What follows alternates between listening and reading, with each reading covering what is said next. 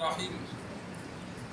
हज़रत अली रज़ी अल्लाह ताला अन्हु रिवायत करते हैं कि खंदक वाले दिन आप सल्लल्लाहु अलैहि वसल्लम ने फरमाया, अल्लाह तबारक व तआला इनके घरों और कब्रों को आग से भर दे, इन्होंने असर की नमाज से रोका। सरकार दो आलम सल्लल्लाहु अलैहि वसल्लम ग़ज़वे खंदक के मौका पर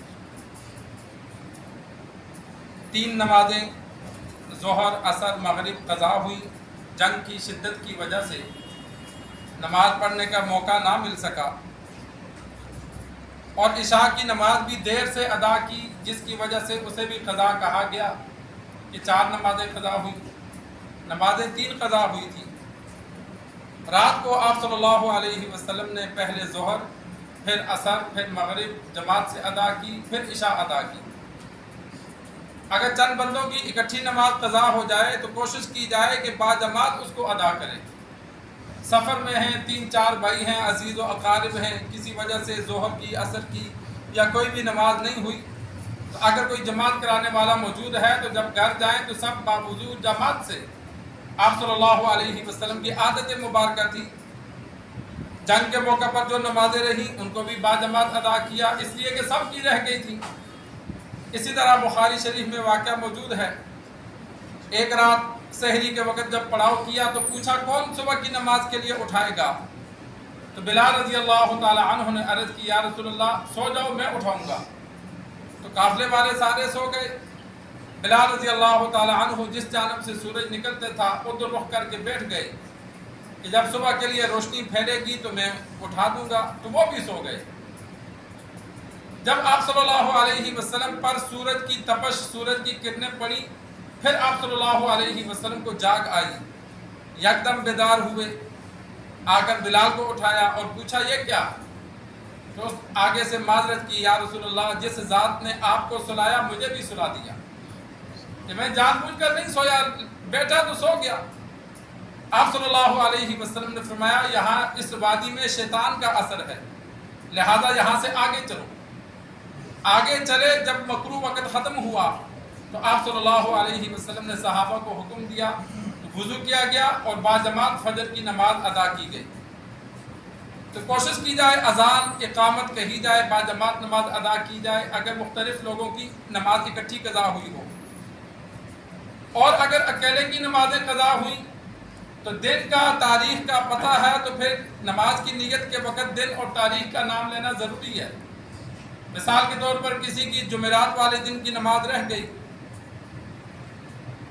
13 तारीख की, तो बंदा नाम ले, जनवरी 13 तारीख जुमेरात वाले दिन की ज़ोहर की नमाज रह गई थी, मैं वो अदा करने लगा।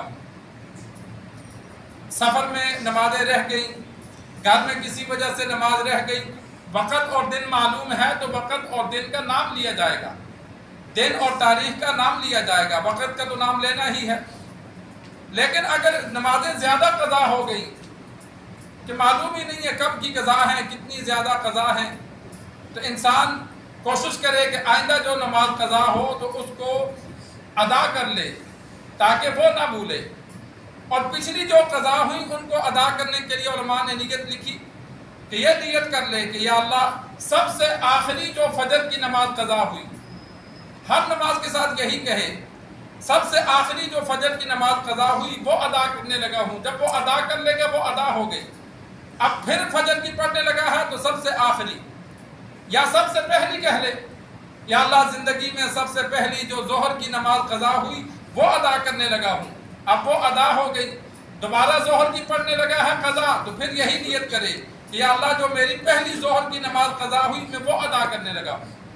इंसान अपनी तरतीब बना ले कि तकरीबन मेरे इतने सालों की नमाजें क़ज़ा हुई हैं, तो कोशिश करे रोज़ाना एक दिन की नहीं हो सकती तो एक वक़्त की अदा करता रहे।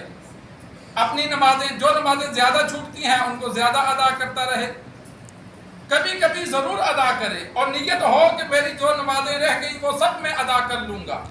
उसका फ़ायदा यह होगा जब पुख्ता नीयत होगी, अदायगी शुरू कर देगा, तो अगर खुदा ना करे फौत हो गया तो नीयत की वजह से अल्लाह बाकी नमाजों को माफ़ फरमा देगा।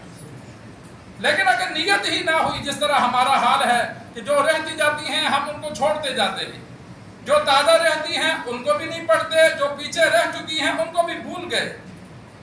یہ بڑی غفلت کی بات ہے، جن کو ہم بھول گئے، ادا کرنے کی فکر نہیں ہے، چاہے زکوٰۃ ہو، چاہے نماز ہو، چاہے رمضان کے روزے ہوں، قضا کی فکر نہیں ہے، اسی حال میں دنیا سے چلے گئے تو پھر اللہ کی مرضی، چاہے سزا دے چاہے معاف کر دے۔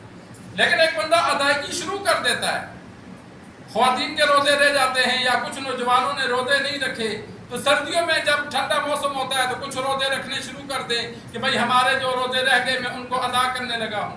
تو ہر سال چلو پورے مہینے کے نہیں رکھ سکتا، 5 رکھ لے، 10 رکھ لے، سردیوں میں 2 3 4 مہینے ٹھنڈے ہوتے ہیں، تو جتنے روزے رکھے جاتے ہیں، یا جس بندے نے زکوٰۃ دینی ہے اب وہ حساب کرتا ہے تو کئی سالوں کی بہت زیادہ زکوٰۃ بن گئی تو تھوڑی تھوڑی ادا کرے، یکمشت ساری دینا ضروری نہیں ہے، جتنی اس کو توفیق ہوتی ہے وہ ادا کرتا جائے۔ حج فرض تھا نہیں کیا، مال تھا تاخیر کر دی، اب غریب ہو گیا نہیں ہو سکتا تو پیسے جمع کرنے شروع کر دے، ساتھ وصیت کر دے اولاد کو کہ مجھ پہ حج فرض تھا میں نے نہیں کیا، اگر میں بغیر کیے مر گیا تو میری جانب سے حج ادا کروا دینا تاکہ وہ گناہ سے بچ جائے۔